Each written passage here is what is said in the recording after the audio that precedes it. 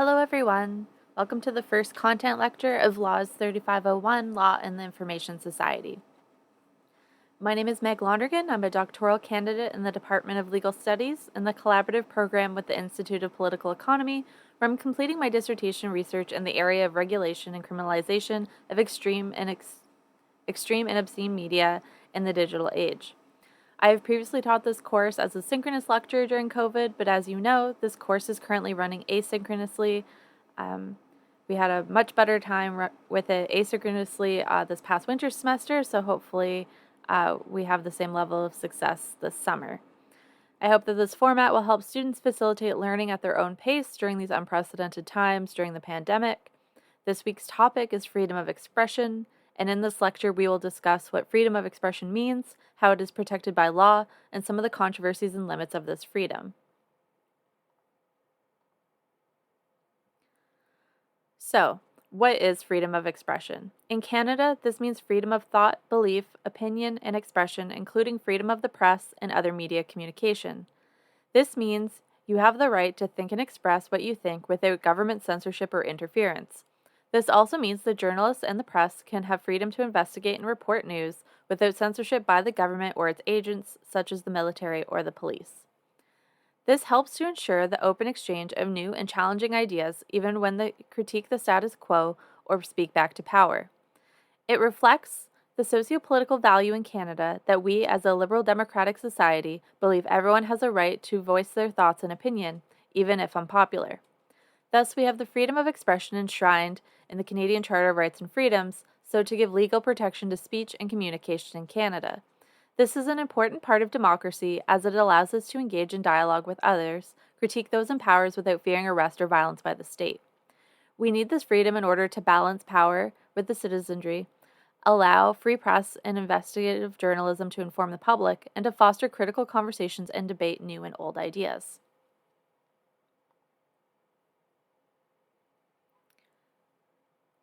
And here we have the definition from the Charter, so Section 2B of the Canadian Charter of Rights and Freedoms. Everyone has the following fundamental freedoms. Part B, freedom of thought, belief, opinion, and expression, including freedom of the press and other media communication. In contrast, I've included the wording of the American First Amendment. Quote, Congress shall make no law respecting an establishment of religion or prohibiting the free exercise thereof, or abridging the freedom of speech or of the press, or of the right of the people to peacefully assemble and to petition the government for a redress of grievances. You may note that this specifically singles out that the government will not institute or legislate religion, which is rooted in the founding of the United States by English settlers who were prosecuted for their faith in their native country. So as we just covered, freedom of expression is covered in Canada under Section 2B of the Canadian Charter, which is in the Constitution Act of 1982. In Canada, we use freedom of expression to overtly note that expression includes not only vocal speech, but other means of expression such as written word, art, photography, how you dress, and so forth. While this meaning has been read into the First Amendment in the United States, you'll be familiar with free speech rhetoric from the American context. So again, free speech is enshrined in the Charter under 2B and is subject only to the limitations under Section 1 of the Charter, which we will get into in detail. Or you already have if you did the readings before watching the lecture content. So, as many of you are probably aware, all rights and freedoms enshrined in the Charter are subject to Section 1, also referred to as the Reasonable Limits Clause. This clause reads, and I quote, the Canadian Charter of Rights and Freedoms sets out in it subject only to such reasonable limits prescribed by law as can be demonstrable justified in a free and democratic society, end quote. This means that these rights are not completely inalienable.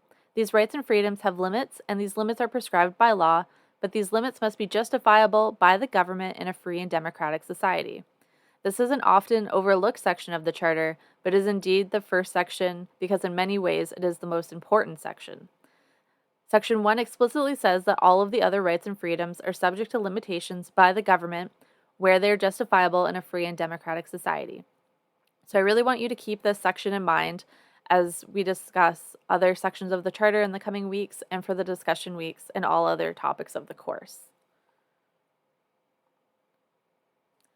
So let's move on to controversies and limits. The most notable of these is a criminal code section that explicitly criminalizes some forms of expression of speech, namely Section 319(1), which is the hate speech provisions. This section reads, and again I quote, "Everyone who, by communicating statements in a public place, incites hatred against an identifiable group where such incitement is likely to lead to a breach of the peace is guilty of A, an indictable offense and is liable to imprisonment for a term not exceeding 2 years, or B, an offense punishable on summary conviction," end quote. Such groups would be those protected under the right to equality under Section 15 of the Charter and or in provincial and territorial human rights legislation. And so on the slide, you can see hate speech is a pretty obvious limit to freedom of expression, although very controversial, as you'll see in the readings. Historically and stigmatized words such as the N-word, the power dynamics of who is speaking. So we'll get into some Supreme Court examples in the next slide, but there's a different context to me speaking to you as an instructor with authority over your grades versus somebody yelling something on a public sidewalk, right? The famous example of you can't yell fire in a crowded theater, right? There's different contexts that have different weight to those statements being made.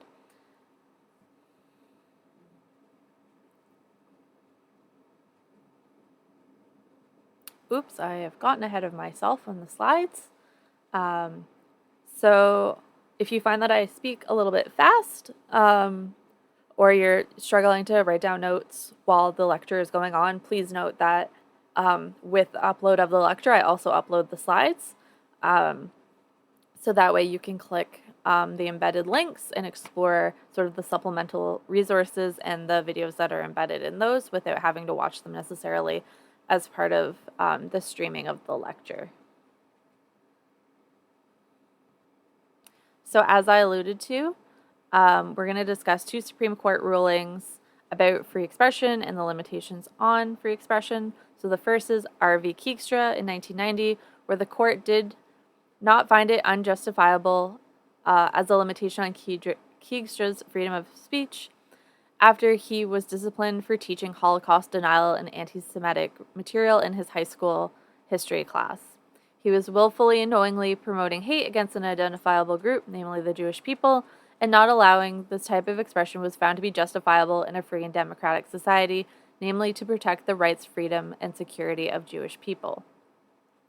So as I just said, you'll note, hopefully this shows on the recording, it used to on Big Blue Button. I'm slowly just sort of adapting to new Brightspace technologies. So I've embedded a CBC report from 1990 that you can watch where they interview Holocaust survivors about the case and their reactions. And I've also embedded a link to the Supreme Court case file. And again, this is stated elsewhere in the course materials, but you won't ever be quizzed on the supplementary readings or the supplementary video content that I include. That's just sort of for you to explore further, help better understanding, and ground your understanding in real sort of cases or intangible examples. Alrighty. So the second case we're going to look at is Whatcott v. Saskatchewan Human Rights Tribunal in 2010.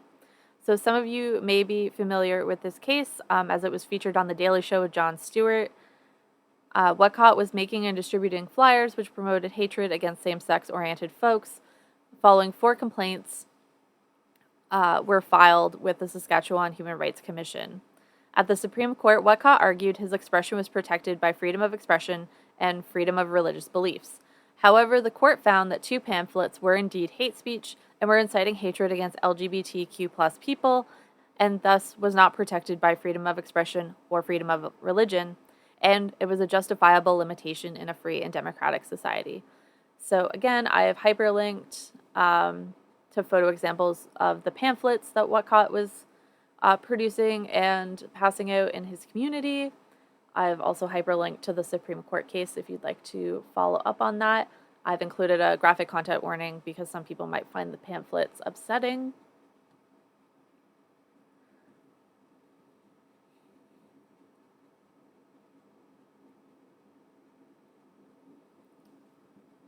There are some defenses to hate speech, however, and I've listed them here on the slide, as well as the legal definitions that are relevant.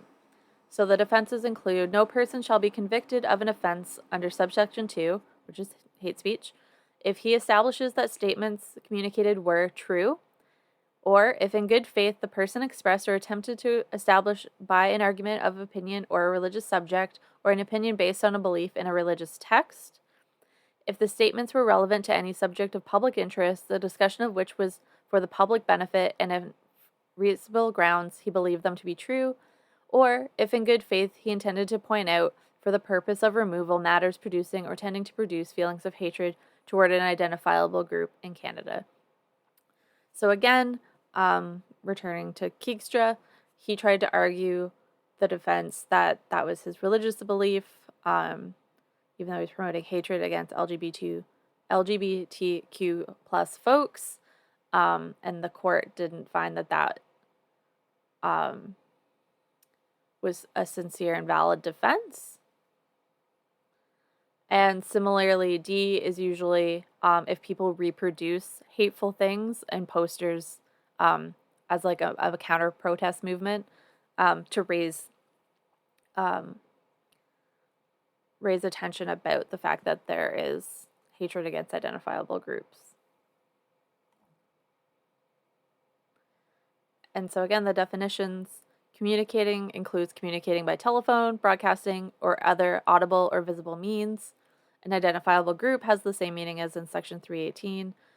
Again, this is an identifiable group that it usually has equality status under Section 15 of the Charter or in human rights legislation. So usually those grounds are based on race, ethnicity, ethnic origin, sexual orientation or gender expression, sex and gender. I feel like I'm forgetting one, or religious basis. I've probably forgotten one. Oh, disability is one. A public place is any place to which the public has access as of right or by invitation, express or implied, right? So this would include businesses, which is, again, a different context than is often discussed in the media around the United States, where businesses are considered private in many U.S. jurisdictions. They're public spaces in Canada.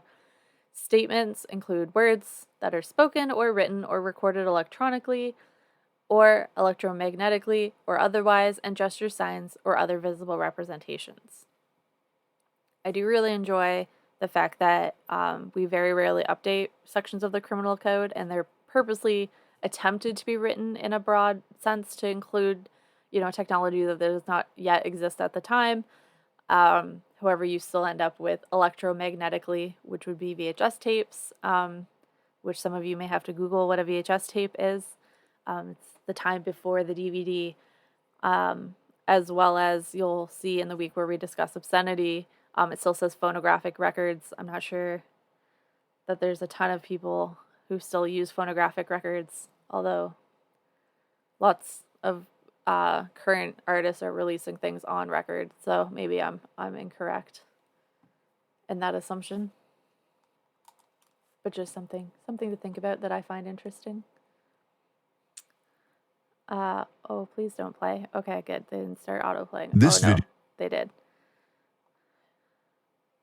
I do enjoy the fact that you get the sort of authentic Meg struggle with technology, even though that this is a pre-recorded lecture. I suppose I could edit out sort of the gaffes and bloopers out of this, but hopefully they're somewhat entertaining. So we're going to move on to a very brief discussion of political correctness, or what's sometimes referred to as PC culture. It's a concept often associated with free expression and free speech. I've embedded 2 videos into the PowerPoint so you can watch them at your leisure. In general, political correctness, if you're unaware, refers to the phrasing and terminology that is preferred language of the current temporal context. So, for example, you can trace the evolution of language to refer to groups of people such as Indigenous peoples in Canada, from the use of quote-unquote Indian to quote-unquote Native to quote-unquote Aboriginal to quote-unquote Indigenous, as a reflection of a growing acknowledgement of the power of naming and changing sociopolitical context, as well as the self-determination of marginalized groups. So Aboriginal, for instance, part of why it fell out of sort of fashion and political correctness in Canada was a deliberate move by Indigenous peoples in Canada to show solidarity with Indigenous peoples in Australia, where Aboriginal was being used historically and in the contemporary as a racial slur. And so there was a shift to show solidarity with Indigenous peoples in other contexts. So the first of these videos talks about, does political correctness work? And then the second video is there an alternative to political correctness? So again, you won't ever be quizzed on the weekly quizzes about the additional videos or the cases that I cite and hyperlink into the slides. However, folks, when I taught this course in the winter semester, found them really helpful. And they're sort of fun. They're not more boring academic people like myself going on and on and on. They will actually help you better sort of understand what I'm yammering on about. Video is brought to you by Squarespace. So for some more real world examples, these are hyperlinked in the underlined text in the slide. Again, I'm hoping you could see my pointer as I record this. So last year there was a debate over a University of Ottawa instructor's use of the N-word in a lecture. So there's a link to an article about that. There's also a link to Canada's quote-unquote Proud Boys organization, I suppose we'll call them, and them being listed as a terrorist group in Canada and in the United States, and sort of responses around that. And lastly, many people will be very familiar with Jordan Peterson, a former University of Toronto professor who refused to respect people's pronouns. And again, these tie into the assigned readings for this week in various ways. And so this is a comic from XKCD, which explains an important component of freedom of expression that is often overlooked, and that is the freedom to express yourself is not freedom from others also expressing themselves to engage with what you're saying or to critique it, particularly in the context of social media where you agree to their terms of service. You can be banned from social media based on your expression. In the real world or the analog world, because in many ways the digital world is still an extension of the real world, and we'll get into that in the coming weeks as well, you can be called out or called in for what you're saying, or even lose your job depending on what your job is and what you're expressing. Free speech is not speech that is free from consequences. So in case folks have trouble reading the comic strip, it says public service announcement. The right to free speech means the government can't arrest you for what you say. It doesn't mean that anyone else has to listen to your bullshit or host you while you share it. The First Amendment, also you could read in Section 2B of the Charter, doesn't shield you from criticism or consequences. If you're yelled at, boycotted, have your show canceled, or get banned from an internet community, your free speech rights aren't being violated. It's just that people listening think you're an asshole, and they're showing you the door. So it takes the theoretical conversations that we're having in the lecture and that you're reading about in the readings and sums it up very nicely in a little 6-panel comic.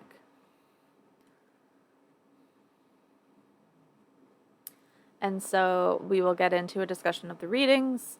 Generally, I would recommend doing the readings before watching the lecture content. However, I'm also a realist about sort of students being overwhelmed, particularly in the summer if you're juggling work and family responsibilities. So try to do the readings before the lecture. If not, pause the lecture, do the readings, come back, because the discussion questions will only really make sense if you've done the readings, although they can also be helpful in guiding you to do sort of strategic reading as well. So the first one we'll get into is Lowe's 2020 Far Right Extremism. Is it legitimate freedom of expression, hate crime, or terrorism? From the Journal of Terrorism and Political Violence.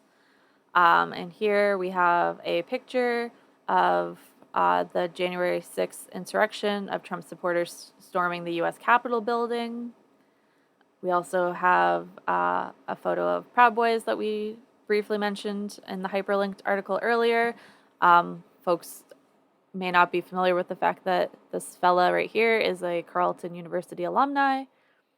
And I've hyperlinked to news articles about the suspension of Parler for failure to moderate posts that incite violence, and about Twitter permanently suspending Donald Trump. Again, the first time I ran this course, this was all very breaking news, and it was funny to have to make changes to my planned course slides every week because things were happening so fast this winter with changes in the world. So the discussion questions to keep in mind to try to answer either while you're reading or after you've read the articles are the following. And again, cannot stress this enough that the discussion questions you should try to answer, I'd say at least once a week, one of the discussion questions based on one of the readings or one of the general discussion questions on the discussion boards. Again, your participation in the discussion boards is worth a cumulative 10% of your grade. So it's just a quick, fast way to get those participation points, but also check your understanding as the TAs and I will come in and engage with your posts and let you know if you're on the right track with your understanding. So the first question is, what, if any, is the responsibility of social media companies to censor content posted by users? What about to notify law enforcement agencies? What are some of the difficulties that limit social media platforms' ability to censor and moderate hateful content? Should hate speech be criminalized? Should sedition, why or why not, explain? Is the far right a terrorist organization? Explain. And again, these are also good questions to get you thinking about what you might want to explore in more depth for your final research paper. They might, spark a creative idea for what to do for your meme assignment. So they're supposed to be here as a generative function in a normal classroom setting. We would have hopefully very lively class discussions around these questions. And I'm hoping that that can translate into the discussion boards as well. And so Brenda Kosman's article is the second article from 2018, Gender Identity, Gender Pronouns, and Freedom of Expression, Bill C-16 and the Taxation of Specious Legal Claims, from the U of T Law Journal. So why does Brenda Kosman argue that Bill C-16 is not actually a violation of people's right to freedom of expression? Is hate crime legislation a violation of the Charter right to freedom of expression? Why or why not? What is the perfect storm for the bill controversy that Kosman refers to? And what is the function of human rights tribunals?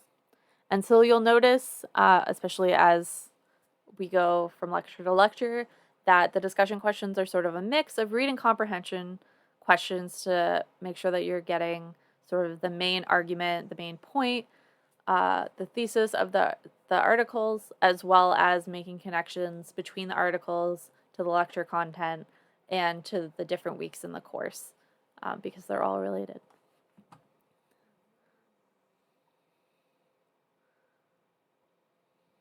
And so the third required reading, which was new to this session of the course, so I also encourage people to let me know if they found the article easy to understand, they liked the article, they didn't like the article. I welcome that feedback. So Math in 2016, Rational Connections, Oakes Section 1, and the Charter's Legal Rights, from the Ottawa Law Review. So why is it critical to understand Section 1 in order to understand the rest of the rights and freedoms guaranteed in the Charter? Why is the Oakes test important? And how does this article raise the issue of what constitutes or can be defined as a harm or potential harm?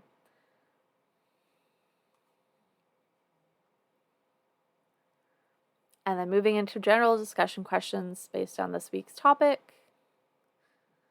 How do you think social media has impacted by Section 2 of the Charter? Explain your reasoning.